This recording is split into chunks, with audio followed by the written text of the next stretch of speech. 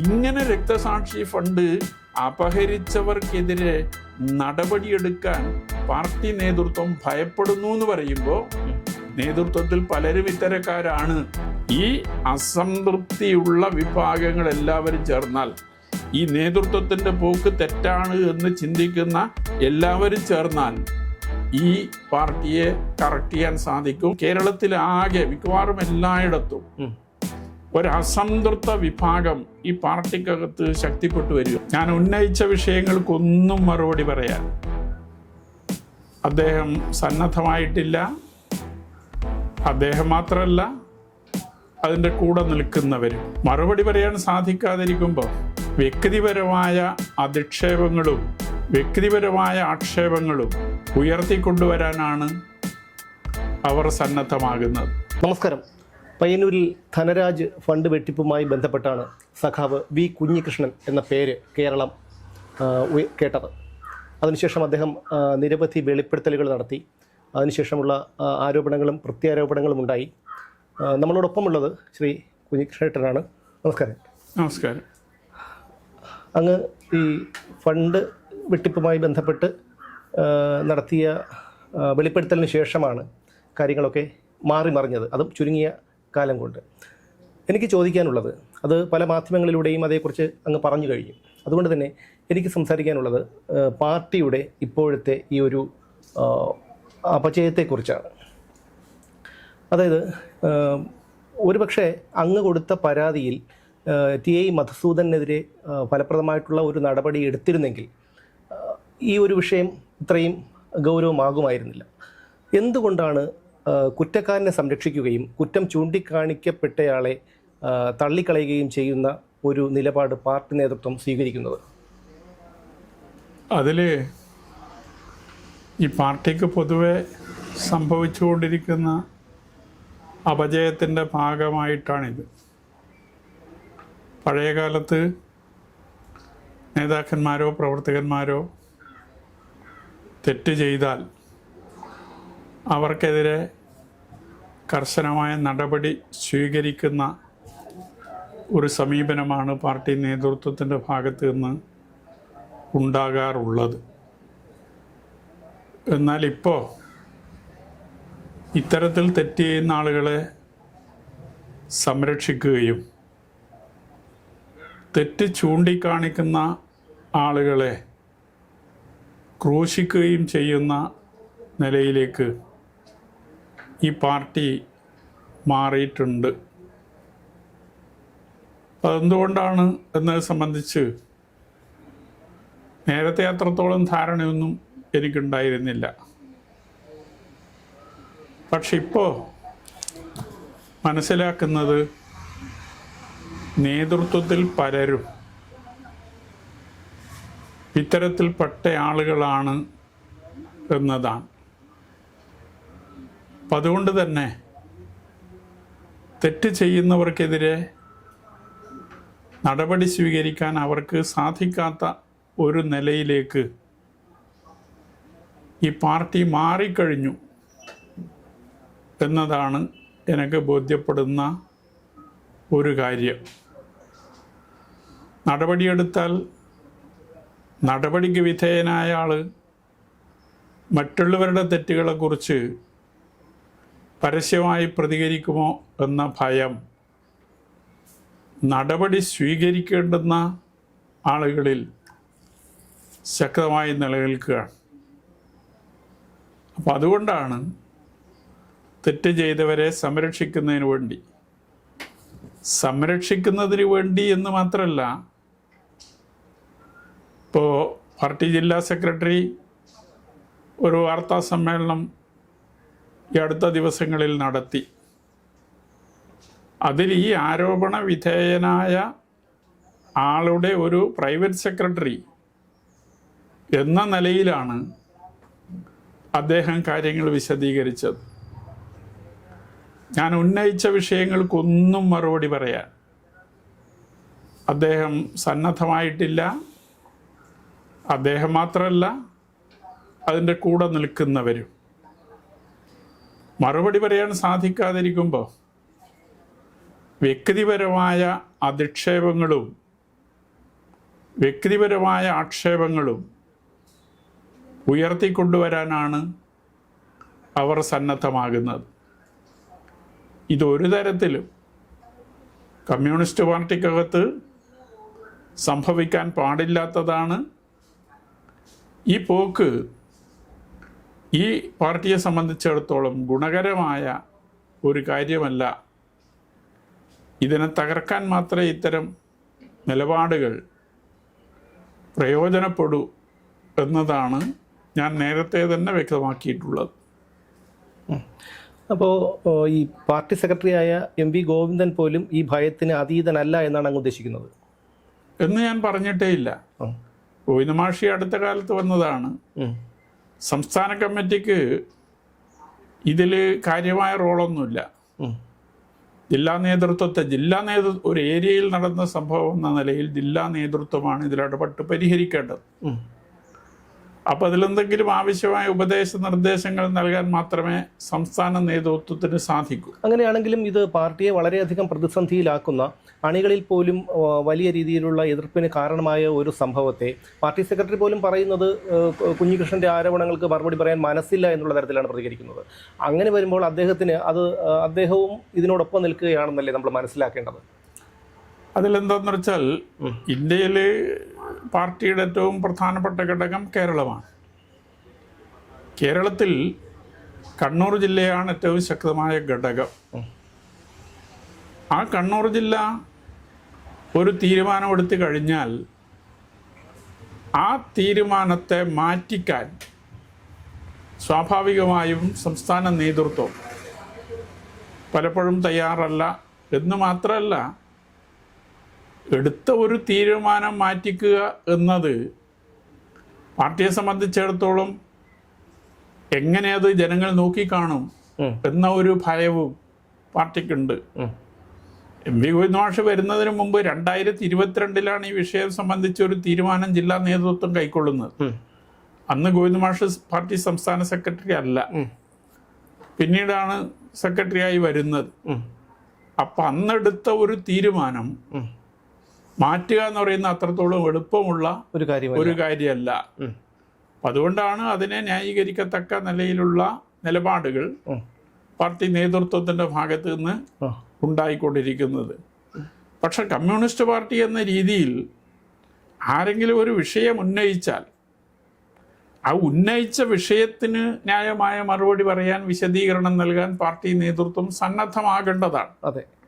പക്ഷെ ഈ വിഷയത്തിൽ അങ്ങനെ ഒരു നിലപാടും പാർട്ടി നേതൃത്വത്തിൻ്റെ ഭാഗത്ത് നിന്നുണ്ടായിട്ടില്ല എന്നതാണ് നമുക്ക് കാണാൻ സാധിക്കുന്നത്. അല്ല, ഈ പാർട്ടിയുടെ നിശബ്ദത അല്ലെങ്കിൽ ധാർഷ്ട്യപരമായിട്ടുള്ള ഇത്തരം മറുപടി അണികളിൽ തന്നെ വലിയ രീതിയിലുള്ള അമർഷത്തിന് കാരണമായിട്ടുണ്ട്. അവർക്ക് തന്നെ മനസ്സിലാകുന്നുണ്ട് അങ്ങ് പറയുന്നതാണ് സത്യം. പാർട്ടി ഈ നേതാക്കൾക്ക് മറുപടി ഇല്ലാത്തത് കൊണ്ടാണ് അവർ ഈ വിശദീകരണം തരാത്തത്, പൊട്ടിത്തെറിക്കുന്നത് എന്നുള്ള തരത്തിലേക്കാണ് അണികളുടെ പോലും ബോധ്യം. അങ്ങനെ വരുമ്പോൾ അത് പാർട്ടിക്ക് ഭാവിയിൽ തന്നെ ദോഷം ചെയ്യുമെന്നും, ഇത് പാർട്ടിയുടെ ഉരുക്കുകോട്ടയായ കണ്ണൂരിലാണ് ഇതുപോലെ ഒരു സംഭവം നടക്കുന്നത് എന്നുമുള്ള ഒരു ബോധം പോലും അവർക്കില്ലാതെ പോകുന്നത് എന്തുകൊണ്ടാണ്? ഏറ്റവും ഒടുവിൽ ജില്ലാ സെക്രട്ടറി നടത്തിയ വാർത്താ സമ്മേളനത്തിൽ എൻ്റെ പുസ്തകത്തിൻ്റെ പേര് തന്നെ പകയുടെ കണക്ക് പുസ്തകം എന്നാക്കി മാറ്റണം എന്ന് ജില്ലാ സെക്രട്ടറി പറയുകയുണ്ടായി. അപ്പോൾ TI മധുസൂദനോട് എനക്കുള്ള പകയുടെ ഫലമായിട്ടാണ് ഈ നിലയിലുള്ള ഒരു അഭിപ്രായ പ്രകടനം എന്ന് വരുത്തി തീർക്കാനാണ് ശ്രമിക്കുന്നത്.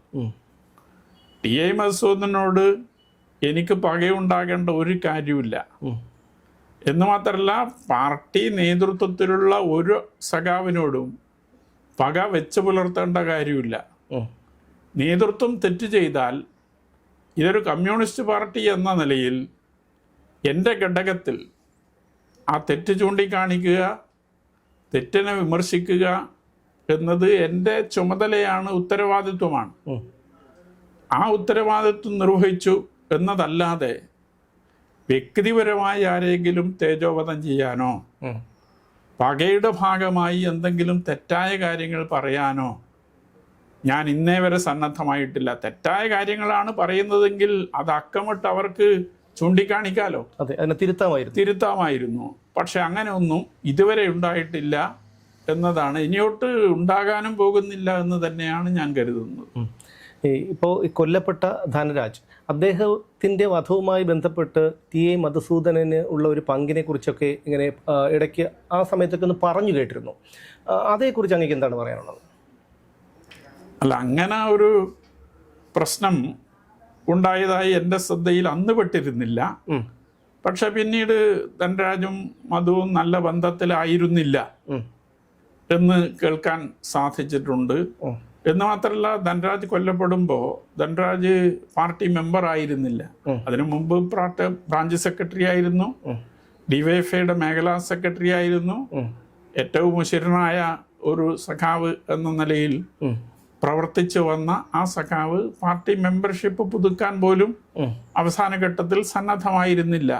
അല്ല, അദ്ദേഹം ഏരിയ കമ്മിറ്റിയിൽ തന്നെ ഈ ഇത്തരം ഫണ്ട് വെട്ടിപ്പുമായി ബന്ധപ്പെട്ട് മധുസൂദനെതിരെ ആരോപണം ഉയർത്തി എന്ന് പറഞ്ഞു കേൾക്കുന്നത് ശരിയാണോ? അല്ല, അങ്ങനെ ഒരു വിഷയം എൻ്റെ മുമ്പിൽ വന്നിരുന്നില്ല. അങ്ങനെ എന്തെങ്കിലും ഒരു വിഷയം വന്നിരുന്നില്ല.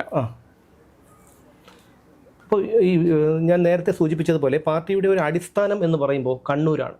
അപ്പോൾ കണ്ണൂരിൽ പോലും ഇത്തരം ഒരു വിള്ളൽ ഉണ്ടാകുമ്പോൾ കുഞ്ഞികൃഷ്ണൻ്റെ പോലെ ഒരു 50 വർഷത്തെ പാരമ്പര്യമുള്ള ഒരു സഖാവിൻ്റെ ഈ ഒരു തുറന്നു പറച്ചിൽ, അത് സാധാരണക്കാർക്ക് പോലും ബോധ്യമാകുന്ന തരത്തിലുള്ള ഈ തുറന്നു പറച്ചിൽ പാർട്ടിയെ പ്രതിസന്ധിയിലാക്കുന്നത് ചെറുതായൊന്നുമല്ല.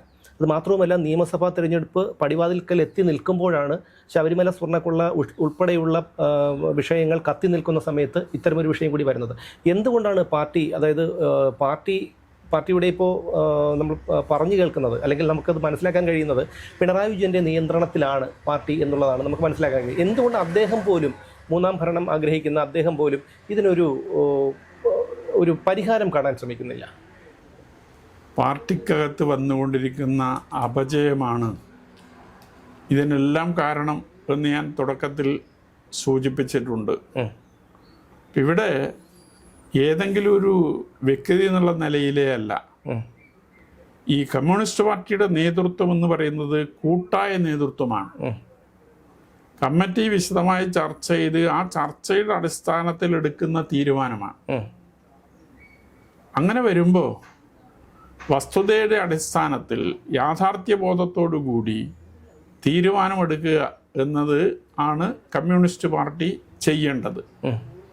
അതിൽ നിന്ന് വ്യത്യസ്തമായി ആത്മനിഷ്ഠമായി മനസ്സിൽ തോന്നുന്നതിനനുസരിച്ച് നിലപാടുകൾ സ്വീകരിക്കുന്ന ഒരു നിലയിലേക്ക് ഈ കേരളത്തിലെ പാർട്ടി, കണ്ണൂരിലെ പാർട്ടി പോയിക്കൊണ്ടിരിക്കുന്നു എന്ന തോന്നലാണ് എനിക്ക് ഉണ്ടായിട്ടുള്ളത്. അപ്പം അത് തിരുത്താൻ സന്നദ്ധമാകുന്നില്ലെങ്കിൽ ഈ പാർട്ടിക്ക് തന്നെയാണ് ദോഷം ചെയ്യുക. ഞാൻ എൻ്റെ പുസ്തകത്തിൽ സൂചിപ്പിച്ചിട്ടുണ്ട്, ബംഗാളിൽ ഏറ്റവും ശക്തമായ പാർട്ടിയായിരുന്നു, 35 വർഷം ഭരണം നടത്തിയതാണ്. ആ ബംഗാളിൽ ഇന്ന് പാർട്ടിയില്ല. കഴിഞ്ഞ തെരഞ്ഞെടുപ്പിൽ പോലും മുന്നണി എന്നുള്ള നിലയിൽ തന്നെ 6% വോട്ടാണ് കിട്ടിയത്. അത്രത്തോളം ദുർബലമായി. അപ്പം അത് ബംഗാളിലെ പാർട്ടിക്കകത്ത് 35 വർഷത്തെ ഭരണവുമായി ബന്ധപ്പെട്ടുകൊണ്ടും പാർട്ടിക്കകത്തെ വിഷയങ്ങളുമായി ബംന്ധപ്പെട്ടുകൊണ്ടും ജനങ്ങൾക്കിടയിൽ ഉയർന്നു വന്ന അസംതൃപ്തി ഒരു പൊട്ടിത്തെറിയിലേക്ക് എത്തിയതിൻ്റെ ഭാഗമായിട്ടാണ് ഇങ്ങനെ ഒരു തകർച്ച ബംഗാളിലുണ്ടായത്. സോവിയറ്റ് യൂണിയന്റെ അനുഭവം അതിൽ നിന്ന് വ്യത്യസ്തമാണ്. പക്ഷെ എന്തുകൊണ്ടാണ് അതിൽ നിന്ന് പോലും പാഠം ഉൾക്കൊള്ളാത്തത് എന്നുള്ളതാണ് ഒരു സംശയം. സ്വാഭാവികമായി ആർക്കും ഉണ്ടാകുന്നതാണ്. ഈ പരമ്പരാഗതമായി പാർട്ടിയെ സ്നേഹിക്കുന്ന വലിയ വിഭാഗം ജനങ്ങൾ ഉള്ള ഒരു സംസ്ഥാനമാണ് കേരളം.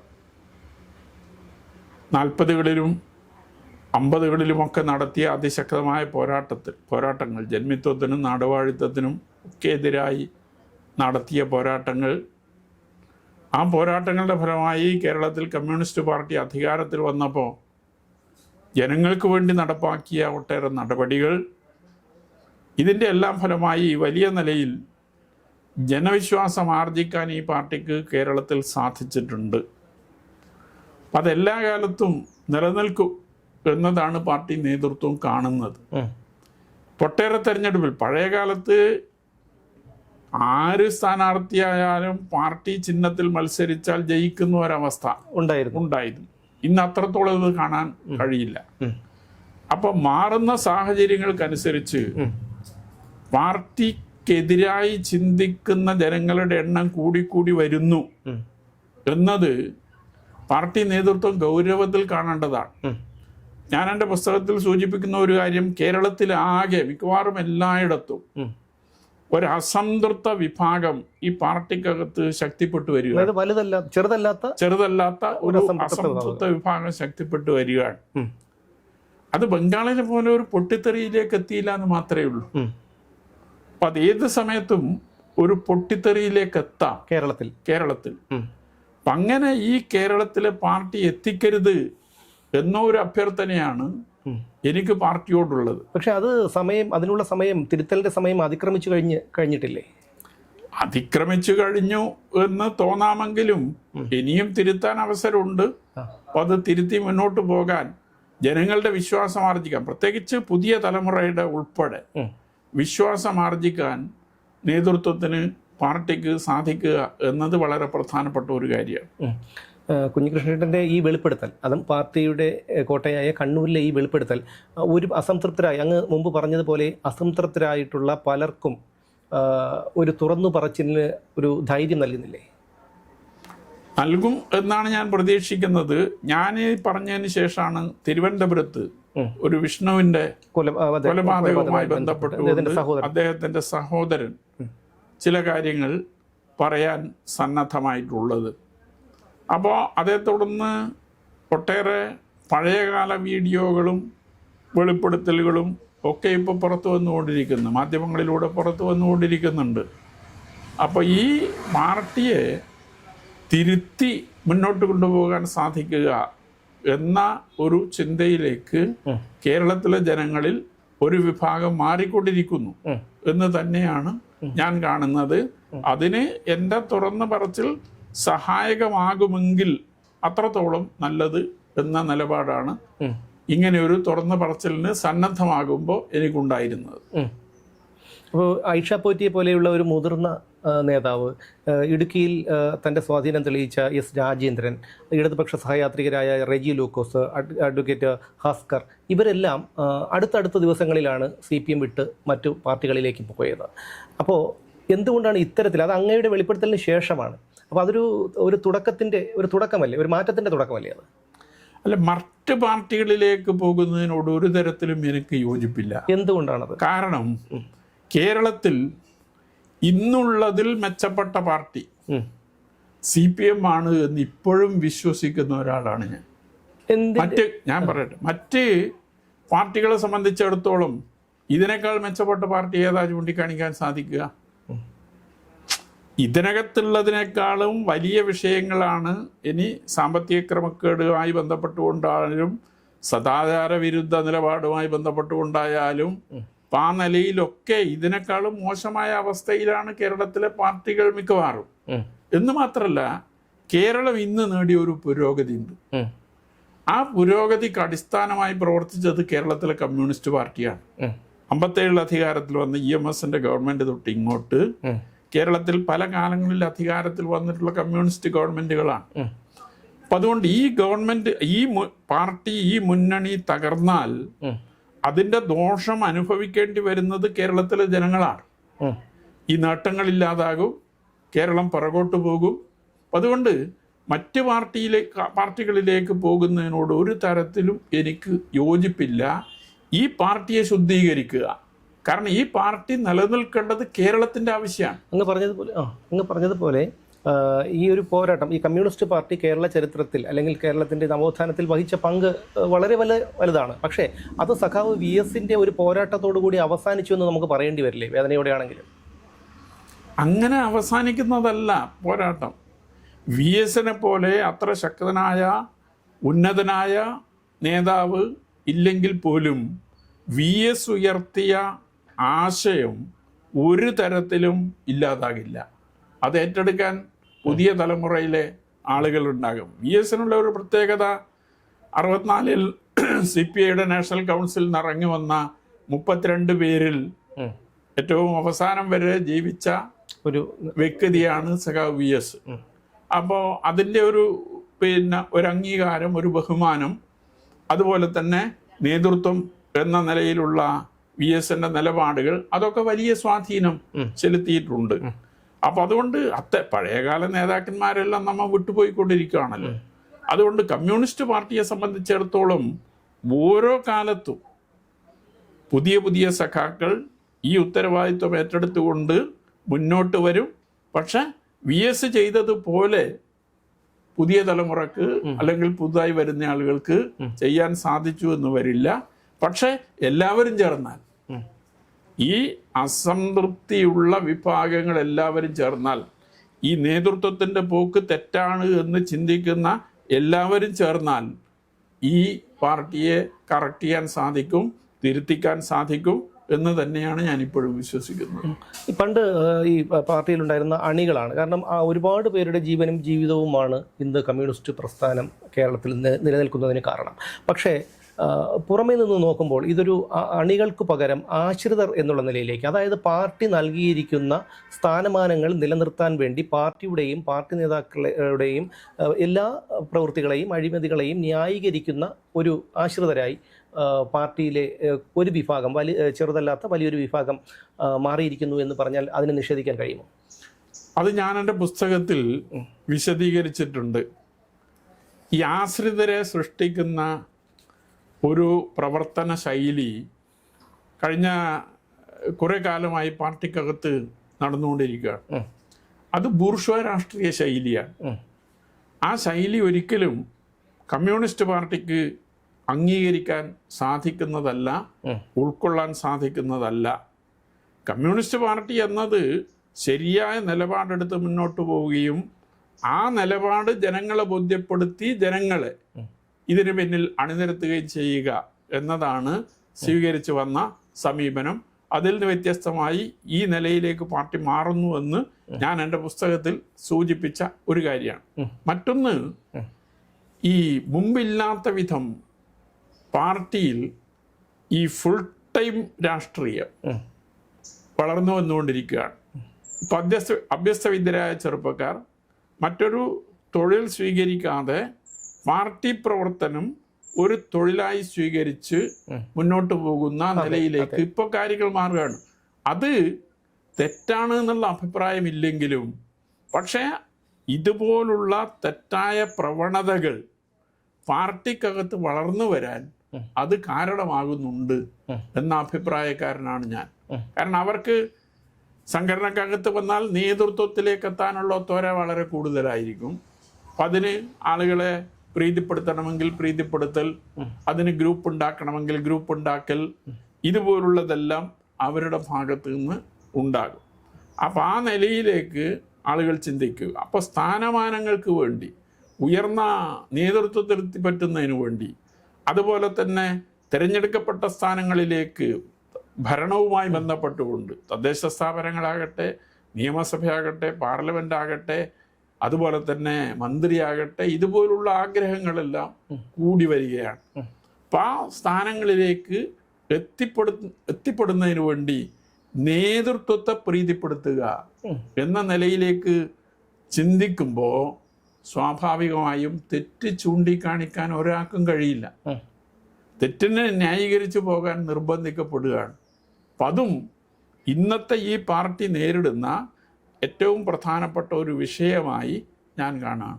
പാർട്ടിയിൽ കഴിഞ്ഞ ഒരു വർഷം മുമ്പ് തന്നെ ഏറ്റവും അധികം പിടിച്ചുകുലുക്കിയ ഒരു പാർട്ടിയെ തന്നെ പ്രതിസന്ധിയിലാക്കിയ ഒരു സംഭവമാണ് കണ്ണൂരിലെ ADM നവീൻ ബാബുവിൻ്റെ മരണം.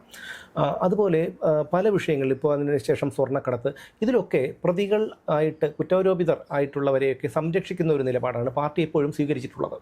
അപ്പോൾ ഈ ഉദാഹരണത്തിന് ഇപ്പോൾ ദേവസ്വം ബോർഡ് മെമ്പറും മുൻ MLAയുമായ A. പത്മകുമാറിനെതിരെ തന്നെ നടപടിയെടുക്കാൻ പാർട്ടി നേതൃത്വം തയ്യാറാകുന്നില്ല. അത് അത്തരം പ്രവണതകൾ പാർട്ടി എങ്ങോട്ടാണ് കൊണ്ടുപോകുന്നത്?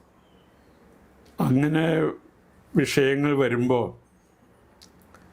തൽക്കാലം നടപടിയെടുക്കുക എന്നുള്ളത് ആവശ്യം തന്നെയാണ്.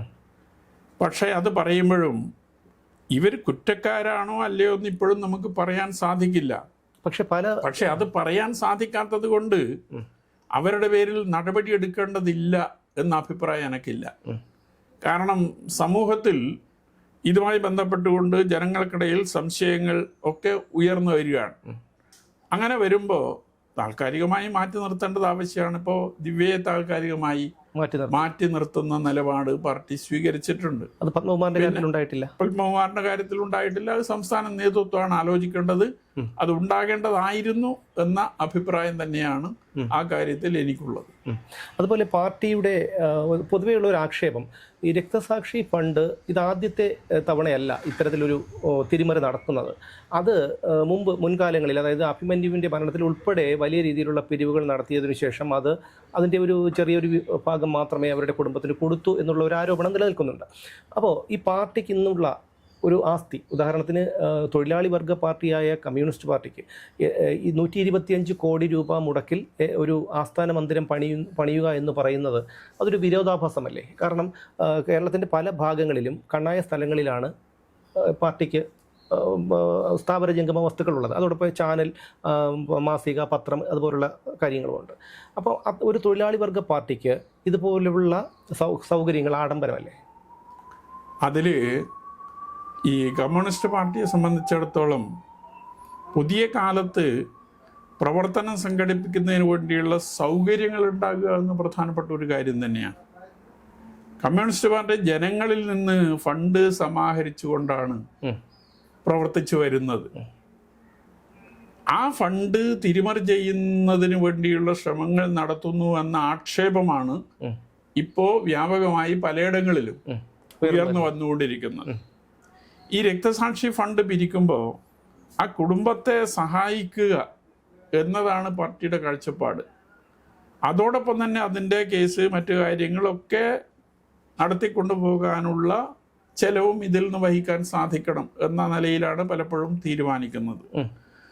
അതുകൊണ്ട് ഈ കിട്ടുന്ന കാശ് മുഴുവൻ കുടുംബങ്ങൾക്ക് കൊടുക്കേണ്ടതാണ് എന്ന ഒരു തെറ്റായ ധാരണ വളർന്നു വരുന്നുണ്ട്. അപ്പം അത് ശരിയല്ല. കുടുംബത്തിന് എത്ര നൽകണം, കുടുംബത്തെ എങ്ങനെ സഹായിക്കണം എന്നതെല്ലാം ഈ ഫണ്ട് പിരിവിനെ കുറിച്ച് ആലോചിക്കുമ്പോൾ തന്നെ പാർട്ടി തീരുമാനിക്കുന്നുണ്ട്. പക്ഷെ ഇതിലുള്ള വ്യത്യാസം, ആ ഫണ്ട് വഴി വന്ന പണം അപഹരിക്കുന്നു എന്നുള്ളതാണ്, വകമാറ്റി ചെയ്യുന്നു എന്നുള്ളതാണ്. പയ്യന്നൂർ ധനരാജ് ഫണ്ട് പിരിക്കുമ്പോൾ 3 കാര്യങ്ങൾ പാർട്ടി തീരുമാനിച്ചിരുന്നു. 1, കുടുംബത്തെ സഹായിക്കുന്നതിന് വേണ്ടിയുള്ള പണം നൽകുക. 2, അവർക്കൊരു വീട് വെച്ച് നൽകുക. 3, കേസിനാവശ്യമായ ചെലവുകൾ നിർവഹിക്കുക. ഇത് 3 തുടക്കത്തിൽ തന്നെ പാർട്ടി തീരുമാനിച്ചതാണ്. അത് 3 നിർവഹിക്കേണ്ടതുണ്ട്. പക്ഷെ പയ്യന്നൂരിൽ ധനരാജ ഫണ്ടുമായി ബന്ധപ്പെട്ടുണ്ടായ വിഷയം, ആ ഫണ്ട് ചിലർ അപഹരിച്ചു എന്നുള്ളതാണ്. അതോടൊപ്പം തന്നെ വകമാറി ചെലവാക്കി എന്നുള്ളതാണ്. വകമാറി ചെലവാക്കുന്നത് കമ്മിറ്റി പോലും അറിയില്ല, ഏരിയ കമ്മിറ്റി പോലും അറിയില്ല ഇങ്ങനെ വകമാറ്റി ചെലവാക്കുന്നത്. അപ്പോൾ അതാണ് ധനരാജ് രക്തസാക്ഷി ഫണ്ടുമായി ബന്ധപ്പെട്ടുകൊണ്ട് ഉണ്ടായിട്ടുള്ളത്. ഇങ്ങനെ രക്തസാക്ഷി ഫണ്ട് അപഹരിച്ചവർക്കെതിരെ നടപടിയെടുക്കാൻ പാർട്ടി നേതൃത്വം ഭയപ്പെടുന്നു എന്ന് പറയുമ്പോൾ, ഞാൻ നേരത്തെ സൂചിപ്പിച്ചതുപോലെ നേതൃത്വത്തിൽ പലരും ഇത്തരക്കാരാണ് എന്ന് മറ്റുള്ളവർ തുറന്നു പറയുമെന്നുള്ളൊരു ഭയമാണ് നേതൃത്വത്തെ നയിക്കുന്നത് എന്ന് പറയാതിരിക്കാൻ. പക്ഷേ എൻ്റെ ഒരു ചോദ്യത്തിൻ്റെ ഒരു അർത്ഥം ഞാൻ ഉദ്ദേശിച്ചത്, ഇത്രയും വലിയൊരു ആഡംബരം, കാരണം നമുക്കറിയാം പഴയകാല നേതാക്കളൊക്കെ എത്രമാത്രം കഷ്ടപ്പെട്ടാണ് ഈ പ്രസ്ഥാനത്തെ വളർത്തിക്കൊണ്ട് വന്നതെന്നുള്ള കാര്യം. ഇന്നത്തെ കാലഘട്ടത്തിൽ സൗകര്യങ്ങളൊക്കെ ആവശ്യമാണ് എല്ലാം, പക്ഷേ ഇതൊരു അത്യാഡംബരങ്ങളിലേക്ക് പാർട്ടി നേതാക്കൾ വഴുതി വീണിരിക്കുന്നു എന്നുള്ള ഒരു യാഥാർത്ഥ്യമല്ലേ? ഈ പഴയ കാലത്ത് തൊഴിലാളി വർഗ പ്രസ്ഥാനം എന്ന രീതിയിൽ ആ വിഭാഗത്തിൽ നിന്ന് ഉയർന്നു വന്നവരായിരുന്നു നേതാക്കളിൽ വലിയ വിഭാഗം. അവർക്കൊരു ബെഞ്ച് കിട്ടിയാൽ അവർ കിടന്നുറങ്ങും. അതെ, വയറ് നിറച്ച് ആഹാരം കഴിക്കാനില്ലെങ്കിൽ എന്തെങ്കിലും ഭക്ഷണം കിട്ടിയാൽ അവർ വിശപ്പ് മാറ്റും. ഞാൻ നേരത്തെ സൂചിപ്പിച്ചതുപോലെ ഇന്ന് വരുന്ന പുതിയ തലമുറ ആഡംബരത്തിൽ ജീവിക്കുന്നവരായി മാറിക്കൊണ്ടിരിക്കുകയാണ്. അവരാണ് ഈ പാർട്ടിയുടെ നേതൃത്വത്തിലേക്ക് വരുന്നത്. അല്ല, ഈ പഴയ നേതാക്കൾ, അതായത് അന്നത്തെ കാലത്ത് പോരാടി വന്ന നേതാക്കൾ പോലും ഇപ്പോൾ അത്യാഡംബര സൗകര്യങ്ങളിലാണ് ജീവിക്കുന്നത്. അത് താഴേക്ക് ഇടയിൽ നിന്ന് വരുന്നവർക്കൊരു, അതായത് പുതിയ തലമുറയ്ക്കൊരു മാതൃകയാവുകയല്ലേ അവർ ചെയ്യുന്നത് യഥാർത്ഥത്തിൽ? സഖാവ് AKGയുടെ ജീവചരിത്രത്തിൽ പറയുന്നുണ്ട്, ഈ പാർലമെന്ററി ജനാധിപത്യത്തിൻ്റെ സ്വാദ് അനുഭവിച്ച ആളുകളെ സംബന്ധിച്ചിടത്തോളം ഒരിക്കലും അവർ അതിൽ നിന്ന് വിട്ടുവരാൻ സന്നദ്ധമാകില്ല എന്ന് AKGയുടെ ജീവചരിത്രത്തിൽ പിന്നെ ആത്മകഥയിൽ പറഞ്ഞിട്ടുള്ള ഒരു കാര്യമാണ്. എന്ന് പറഞ്ഞാൽ വലിയ രീതിയിലുള്ള സുഖ സൗകര്യങ്ങളാണ്, വലിയ രീതിയിലുള്ള സമ്പത്താണ്. അപ്പോൾ ആ നിലയിൽ ഒരു ആഡംബര ജീവിതം നയിക്കാൻ സാധിക്കുന്ന സാഹചര്യങ്ങളാണ് ഈ പാർലമെന്ററി ജനാധിപത്യത്തിലൂടെ ലഭിച്ചുകൊണ്ടിരിക്കുന്നത്. ഇപ്പോൾ ബംഗാളിൽ 35 കൊല്ലം തുടർച്ചയായി ഭരണം, കേരളത്തിൽ ഇപ്പോൾ 10 വർഷം, പക്ഷെ ഇടപെട്ട് ഭരണത്തിലേക്ക് വരുന്ന അവസ്ഥ. അങ്ങനെയൊക്കെ വരുമ്പോൾ ഈ സുഖ സൗകര്യങ്ങൾ, ഈ ഭരണം നഷ്ടപ്പെട്ടാലും അത് ലഭിക്കണം എന്ന് ചിന്തിക്കുന്നവരായി നേതൃത്വത്തിൽ പലരും മാറിക്കൊണ്ടിരിക്കുകയാണ്. അങ്ങനെ വരുമ്പോൾ ഒരു ഓഫീസ് എടുക്കുമ്പോൾ അതിനനുസരിച്ചുള്ള സൗകര്യങ്ങൾ അവിടെ ഉണ്ടാകണം എന്ന ചിന്ത ഈ നേതൃത്വത്തിന്റെ ഭാഗത്ത് നിന്ന് തന്നെ വരികയാണ്. പഴയ പാർട്ടിയല്ല അത്. മൊത്തത്തിൽ പറഞ്ഞാൽ ഞാൻ തുടക്കത്തിൽ സൂചിപ്പിച്ച പാർട്ടിക്കകത്ത് വരുന്ന അപജയം അത് ഈ കാര്യങ്ങളിലെല്ലാം നമുക്ക് കാണാൻ. അല്ല, അത് നമ്മൾ സാധാരണ അച്ഛനമ്മമാർ മക്കളോട് പറയുന്നത് അത് അയാളെ കണ്ടുപിടിക്കുക, അദ്ദേഹം IAS കാരനാണ്, IPS കാരനാണ്, അല്ലെങ്കിൽ അധ്യാപകനാണെന്നൊക്കെ പറഞ്ഞ് മക്കളെ പറഞ്ഞു കൊടുത്തിരുന്ന ഒരു കാലം ഉണ്ടായിരുന്നു. പക്ഷേ ഇന്ന് അങ്ങനെയല്ല. ഇതിപ്പോൾ നോക്കുമ്പോൾ ഇപ്പോഴത്തെ നേതാക്കന്മാർക്കൊക്കെ ഇന്നോവ ക്രിസ്റ്റ, ആഡംബര വാഹനങ്ങൾ, ആഡംബര സൗകര്യങ്ങളൊക്കെ വരുന്നു. അപ്പോൾ ഈ പഠിക്കാതെ തന്നെ യഥാർത്ഥത്തിൽ ഇത്തരത്തിലേക്ക് രാഷ്ട്രീയത്തിൽ ഇറങ്ങിക്കഴിഞ്ഞാൽ ഇങ്ങനെ നമുക്ക് ഈ ഒരു ജീവിത നിലവാരം നമുക്ക് കിട്ടും എന്നുള്ളൊരു ബോധം, അതല്ലേ യഥാർത്ഥത്തിൽ ഈ നേതാക്കൾ ഉണ്ടാക്കി കൊടുക്കുന്നത് എന്നുള്ളതായിരുന്നു. അതന്നെ. അല്ല, ഞാൻ എൻ്റെ പുസ്തകത്തിൽ പറഞ്ഞൊരു കാര്യമുണ്ട്. ഈ വിഷയം സമ്മേളനത്തിൽ ഉന്നയിച്ചപ്പോൾ വന്ന മറുപടി, നിരവധി വർഷക്കാലത്തെ പ്രവർത്തനത്തിൻ്റെ ഫലമായിട്ടാണ് ഒരു നേതാവ് വളർന്നു വരുന്നത്. അപ്പോൾ അത്തരം നേതാക്കൾക്കെതിരെ ഒരു അച്ചടക്ക നടപടി സ്വീകരിക്കുമ്പോൾ വളരെ അവധാനതയോടുകൂടി ചർച്ച ചെയ്ത് മാത്രമേ സ്വീകരിക്കാൻ പാടുള്ളൂ എന്നതായിരുന്നു ഒരു മറുപടി. ഞാൻ അതിന് നൽകിയ കമന്റ്, ഇത് അംഗീകരിച്ചാൽ തെറ്റ് ചെയ്യുന്ന ഒരാൾക്കെതിരെയും നാളെ ഈ പാർട്ടിക്കകത്ത് നടപടിയെടുക്കാൻ കഴിയില്ല. 2, ഇങ്ങനെ നടപടിയെടുക്കില്ല എന്ന ബോധ്യത്തിൽ എല്ലാവരും തെറ്റ് ചെയ്യാൻ നിർബന്ധിക്കപ്പെടും. ഈ 2 കാര്യങ്ങൾ ഞാൻ എൻ്റെ പുസ്തകത്തിൽ സൂചിപ്പിച്ചിട്ടുണ്ട്. അത് ഒരു തെറ്റായ രീതിയാണത്. പണ്ട് ഒരു 2000 രൂപയുടെ ചെക്ക് മാറി കണക്കിൽ വന്നില്ല എന്നുള്ളതിൻ്റെ പേരിൽ സംസ്ഥാന സെക്രട്ടേറിയറ്റ് മെമ്പർക്കെതിരെ അച്ചടക്ക നടപടി സ്വീകരിച്ച പാർട്ടിയാണ് ഈ പാർട്ടി. P. ഗോവിന്ദൻപിള്ളക്കെതിരെ നടപടി സ്വീകരിച്ചിട്ടുണ്ട്, ചാത്തുണ്ണി മാഷക്കെതിരെ നടപടി സ്വീകരിച്ചിട്ടുണ്ട്. അങ്ങനെ ഒട്ടേറെ നേതാക്കന്മാർക്കെതിരെ പഴയ കാലത്ത് നടപടി സ്വീകരിച്ചിട്ടുണ്ട്. അതെല്ലാം തിരുത്തുക എന്ന ലക്ഷ്യത്തോടു കൂടിയാണ്. ഇന്ന് അതൊന്നും തിരുത്തേണ്ടതില്ല, അവരെല്ലാം സംരക്ഷിച്ചു പോവുക എന്ന നിലയിലേക്ക് നേതൃത്വം മാറിയിരിക്കുന്നു എന്നതാണ് ഞാൻ ഉയർത്തിയ വിഷയവുമായി ബന്ധപ്പെട്ടുകൊണ്ട് എൻ്റെ അനുഭവം. അതുപോലെ തന്നെ പാർട്ടിക്ക് ഒരു സമയം കഴിഞ്ഞാൽ അവരുടെ മുതിർന്ന നേതാക്കളെ തള്ളിക്കളയുന്ന ഒരു പ്രവണത അത് കമ്മ്യൂണിസ്റ്റ് പാർട്ടിയിൽ കൂടുതലായില്ലേ? ഉദാഹരണത്തിന് സഖാവ് VS അങ്ങനെയുള്ള നേതാക്കളെ, മുതിർന്ന ഒരു തെറ്റ് ഒരിക്കലും VS പോലെ അല്ലെങ്കിൽ അങ്ങയെ പോലെയുള്ള ഒരു നേതാവിന് തെറ്റുകളെ ഒരു പരിധി കഴിഞ്ഞ് കണ്ടു നിൽക്കാൻ കഴിയില്ല. അതുകൊണ്ടാണല്ലോ അങ്ങിപ്പോൾ ഈ വിഷയം ചൂണ്ടിക്കാണിച്ചതുപോലും. അപ്പോൾ അങ്ങനെ ചൂണ്ടിക്കാണിക്കുമ്പോൾ അവർക്ക് ഒരു പരിധി കഴിഞ്ഞിട്ടുള്ള നേതാക്കന്മാരെ വെച്ചു പൊറപ്പിക്കേണ്ടതില്ല എന്നുള്ളൊരു നിലപാടിലേക്കല്ലേ പാർട്ടിയുടെ എല്ലാ കാലത്തെയും ഒരു നിലപാട്? അതും ഈ പുതിയ കാലത്തിൻ്റെ പ്രത്യേകതയാണ്. കാരണം ഈ പറഞ്ഞുകൊണ്ടിരിക്കുന്ന ഒരു കാര്യം, പുതിയ തലമുറ പാർട്ടിക്കകത്തേക്ക് വലിയ തോതിൽ കടന്നു വരികയാണ്. അങ്ങനെ വരുമ്പോൾ അവരെ നേതൃത്വത്തിലേക്ക് ഉയർത്തിക്കൊണ്ടുവരിക എന്നത് പാർട്ടിയുടെ ഉത്തരവാദിത്വമാണ്. അങ്ങനെ സാധിക്കണമെങ്കിൽ പഴയകാല നേതാക്കന്മാർ ഒഴിയണം, എങ്കിൽ മാത്രമേ അവിടെ ഗ്യാപ്പ് ഉണ്ടാകൂ, ഒഴിവുണ്ടാകൂ. ആ വാനൽ ഇപ്പോൾ പ്രായപരിധി നിശ്ചയിച്ചു 75 വയസ്സ്. 75 വയസ്സ് തീരുമാനിച്ചാൽ അതെല്ലാവർക്കും ബാധകമാകട്ടെ. ഒരാൾക്ക് മാത്രം ഒരാൾക്ക് ബാധകമല്ല എന്നും മറ്റുള്ളവർക്ക് ബാധകമാണെന്നും തീരുമാനിക്കുന്നത് ഈ പാർട്ടിയെ സംബന്ധിച്ചിടത്തോളം ഗുണകരമായ ഒരു കാര്യമാണ് അല്ല. അങ്ങനെ വരുമ്പോൾ ഞാൻ നേരത്തെ പറഞ്ഞതുപോലെ ഈ 75 വയസ്സ് കഴിഞ്ഞാലും പാർട്ടിക്കകത്ത് തുടരാൻ സാധിക്കുന്ന ഒരു നിലയിലേക്ക് ഏത് നേതാവിനെയാണോ പ്രീണിപ്പിക്കേണ്ടത് ആ പ്രീണന നിലപാടുമായിട്ടാണ് ആളുകൾ പോകുക. അത് ഈ പാർട്ടിയെ സംബന്ധിച്ചിടത്തോളം ഗുണം ചെയ്യുന്ന ഒരു കാര്യമല്ല. അതുകൊണ്ട് ഒരു മാനദണ്ഡം നിശ്ചയിച്ചാൽ ആ മാനദണ്ഡം എല്ലാവർക്കും ബാധകമാക്കേണ്ടതാണ് എന്നതാണ് എൻ്റെ നിലപാട്. അങ്ങയുടെ ഈ ഒരു ആരോപണത്തെ നേരിടാൻ പ്രത്യാരോപണവുമായി CPM വന്നത് രക്തസാക്ഷിയായ ധനരാജിൻ്റെ ഭാര്യയെ വേദിയിൽ അവതരിപ്പിച്ചുകൊണ്ടാണ്. പക്ഷേ പൊതുവെയുള്ള ഒരു ജനങ്ങളുടെ ഒരു ആക്ഷേപം ആരോപണം എന്ത് വേണമെങ്കിലും പറയാം. അതൊരു പക്ഷേ അവർക്കത് മനസ്സോടെയല്ല, പാർട്ടിയുടെ ഒരു പാർട്ടിയെ ഭയന്നാണ് എന്ന് പറഞ്ഞാൽ അത് നിഷേധിക്കാൻ കഴിയുമോ? അല്ല, എന്നെ നേരിടാൻ ധനരാജൻ്റെ ഭാര്യയെ രംഗത്തേക്ക് കൊണ്ടുവന്നു എന്ന് പറയുന്നതിനോട് ഒരു തരത്തിലും ഞാൻ യോജിക്കുന്നില്ല. ഞാൻ പറഞ്ഞ ആരോപണത്തെ.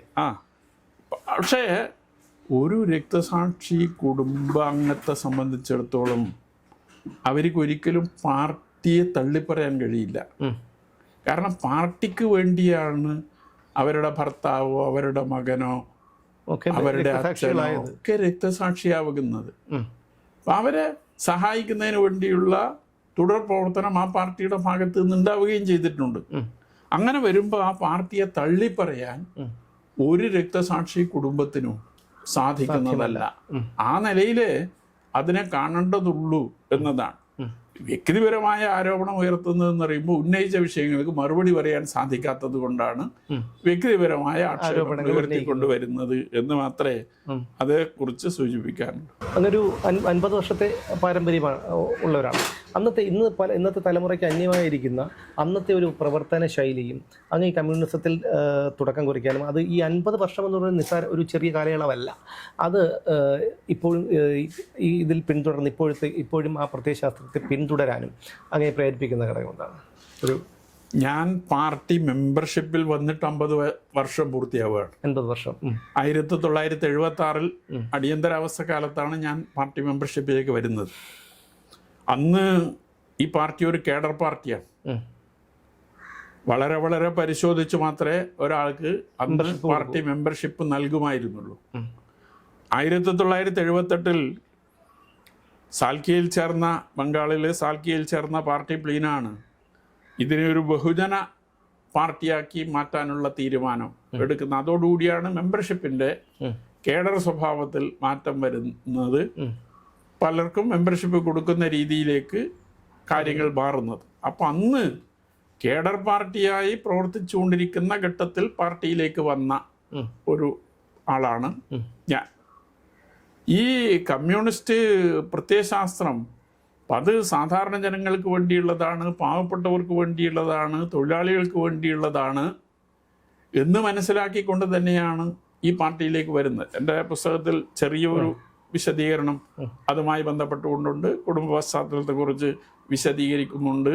അതുകൊണ്ട് ആ പാർട്ടി ഇപ്പോൾ സോവിയറ്റ് യൂണിയനിൽ അധികാരത്തിൽ വന്നപ്പോൾ അവിടെയുള്ള ജനങ്ങളുടെ പ്രശ്നങ്ങൾക്ക് പരിഹാരം കാണുന്നതിന് വേണ്ടി ഒരു പരിധിവരെ സാധിച്ചിട്ടുണ്ട്. പിന്നീട് അവിടെ ഉണ്ടായ അപജയത്തിന്റെ ഭാഗമായിട്ടാണ് അവിടെ തകർച്ച നേരിട്ടത്. ബംഗാളിന്റെ കാര്യം ഞാൻ നേരത്തെ പറഞ്ഞു. അതുകൊണ്ട് കമ്മ്യൂണിസ്റ്റ് പ്രത്യയശാസ്ത്രത്തിന് ഒരു പെശകമുണ്ട് എന്ന് ഞാൻ കരുതുന്നില്ല. പക്ഷെ അത് നടപ്പാക്കുന്നതിൽ വരുന്ന പോരായ്മകളാണ് ഈ തിരിച്ചടിക്കോ പുറകോട്ട് പോക്കിനോ കാരണമാകുന്നത് എന്ന അഭിപ്രായക്കാരനാണ് ഞാൻ. അത് എൻ്റെ അഭിപ്രായം അല്ല. സോവിയറ്റ് യൂണിയൻ തകർച്ചയെ തുടർന്ന് സഖാവ് EMS അത് സംബന്ധിച്ച് വിശദമായി പ്രതിപാദിച്ചിട്ടുണ്ട്. അതുകൊണ്ട് കമ്മ്യൂണിസത്തിൻ്റെ പിറകോട്ട് പോക്കല്ല, തകർച്ചയല്ല, മറിച്ചത് നടപ്പാക്കുന്നതിൽ വന്നിട്ടുള്ള പോരായ്മയാണ് ഇതിന് കാരണം എന്ന് അന്ന് EMS തന്നെ പറഞ്ഞിട്ടുണ്ട്. നമ്മൾ ആ വാദം വിശ്വസിക്കുമ്പോഴും സോവിയറ്റ് യൂണിയൻ മാത്രമല്ല, അതായത് റൊമേനിയ ആകട്ടെ, വെസ്റ്റ് ജർമ്മനി ആകട്ടെ, അല്ലെങ്കിൽ ഫിൻലാൻഡ് ആകട്ടെ, ഇവിടെങ്ങളിലൊക്കെ കമ്മ്യൂണിസം നിലനിന്ന രാജ്യങ്ങളായിരുന്നു. പിന്നീട് എന്തുകൊണ്ട് അവിടെയൊക്കെ ഇത് തിരസ്കരിക്കപ്പെട്ടു? അതെല്ലാം സോവിയറ്റ് യൂണിയൻ്റെ ഭാഗമായി ഈ സോഷ്യലിസം കെട്ടിപ്പടുക്കുന്നതിന് വേണ്ടി വന്ന രാജ്യങ്ങളാണ്. ഒന്നാം ലോകമഹായുദ്ധ കാലത്ത് ഹിറ്റ്ലർക്കെതിരായി ഫാസിസത്തിനെതിരായി നടത്തിയ അതിശക്തമായ പോരാട്ടം, ആ പോരാട്ടത്തിൻ്റെ ഭാഗമായി സോവിയറ്റ് യൂണിയൻ മോചിപ്പിച്ച, ഒന്നാം ലോകമഹായുദ്ധമല്ല രണ്ടാം ലോകമഹായുദ്ധം, മോചിപ്പിച്ച പ്രദേശങ്ങളാണ് പിന്നീട് അവിടുത്തെ കമ്മ്യൂണിസ്റ്റ് പാർട്ടിയെ ഏൽപ്പിച്ച് ഭരണത്തിലേക്ക് വരുന്നത്. അതല്ലാതെ അവിടെ വിപ്ലവം പൂർത്തീകരിച്ചുകൊണ്ടല്ല കിഴക്കൻ യൂറോപ്യൻ രാജ്യങ്ങൾ. അപ്പോൾ ആ ഒരു പ്രത്യേകത ഉണ്ട്. അങ്ങനെ വന്നപ്പോൾ സോവിയറ്റ് യൂണിയൻ്റെ തകർച്ച ഈ രാജ്യങ്ങളെല്ലാം ബാധിച്ചു. അപ്പം അത് അതിൻ്റെ ഒരു ഭാഗമായിട്ടുള്ളതാണ്. സോവിയറ്റ് യൂണിയൻ എന്താണോ ചെയ്യുന്നത് അതിനനുസരിച്ചുള്ള ഒരു പ്രവർത്തന ശൈലിയാണ് ഈ കിഴക്കൻ യൂറോപ്യൻ രാജ്യങ്ങളിലെ മിക്കവാറും രാജ്യങ്ങൾ അനുവർത്തിച്ച് വന്നത്. അതുകൊണ്ട് സോവിയറ്റ് യൂണിയൻ തകർന്നപ്പോൾ ഈ രാജ്യങ്ങളെല്ലാം തകർന്ന ഒരു നിലയിലേക്ക് കാര്യങ്ങൾ പോയി എന്നുള്ളതാണ്. ആ തെരഞ്ഞെടുപ്പ് ഫണ്ടിൽ ഇയാള് പിരിച്ച പണത്തിലാണ് ക്രമക്കേട് നടന്നത്. മറ്റുള്ളവർ ഫണ്ട് പിരിച്ചിട്ടുണ്ട്, അതിൽ ക്രമക്കേടില്ല. കെട്ടിട നിർമ്മാണ ഫണ്ട്, കെട്ടിട നിർമ്മാണ കമ്മിറ്റിയുടെ സെക്രട്ടറി ഇയാളാണ്. ബംഗാളിൽ ഒരു പൊട്ടിത്തെറിയിലേക്ക് അത് എത്തിച്ചേർന്നതാണ് ബംഗാളിലെ പാർട്ടിയുടെ തകർച്ചയ്ക്ക് കാരണം. കേരളത്തിൽ ഇപ്പോഴും അതൊരു പൊട്ടിത്തെറിയിലേക്ക് എത്തിച്ചേർന്നിട്ടില്ല. പക്ഷെ ഏത് സമയത്തും പൊട്ടിത്തെറിയിലേക്ക് എത്തിച്ചേരാം. ലക്കിടി പൂജ, അതുപോലെ തന്നെ ഈ വാഴ്ത്തുപാട്ടുകൾ, അതൊക്കെ ഈ അപജയത്തിന്റെ ഭാഗമായി വന്നു ചേരുന്നതാണ്. അത് സാധാരണ പറയുന്ന ഒരു കഥ, പാർട്ടി നേതൃത്വം തന്നെ പറയുന്ന ഒരു കഥ, കഴുതപ്പുറത്ത് വിഗ്രഹവുമായി സഞ്ചരിക്കുന്ന കഥ പിന്നെ പറയാറുള്ളതാണല്ലോ. ഞാൻ ഉന്നയിച്ചത് പയ്യന്നൂർ ഏരിയയിലെ ഒരു സാമ്പത്തിക വിഷയമാണ്. കമ്മ്യൂണിസ്റ്റ് പാർട്ടിക്ക് ഒരു തരത്തിലും അംഗീകരിക്കാൻ, ഉൾക്കൊള്ളാൻ സാധിക്കാത്ത ഒരു വിഷയമാണ്. അത് ഉന്നയിച്ചു എന്നുള്ളതിന്റെ പേരിൽ പാർട്ടി എൻ്റെ പേരിൽ നടപടിയെടുക്കുമ്പോൾ എൻ്റെ വീട്ടിന് മുമ്പിൽ വന്നിട്ട് എന്തിനാ പടക്കം പൊട്ടിക്കുന്നത്? നേതാക്കള് തെറ്റ് ചെയ്യുമ്പോൾ തിരുത്തണമെന്ന് അവരാഗ്രഹിക്കുകയാണ്. അതുകൊണ്ടാണ് ഞാൻ പറഞ്ഞത്, ഈ അസംതൃപ്ത വിഭാഗം കേരളത്തിലാകെ എല്ലായിടത്തും വളർന്നു വന്നുകൊണ്ടിരിക്കുകയാണ്.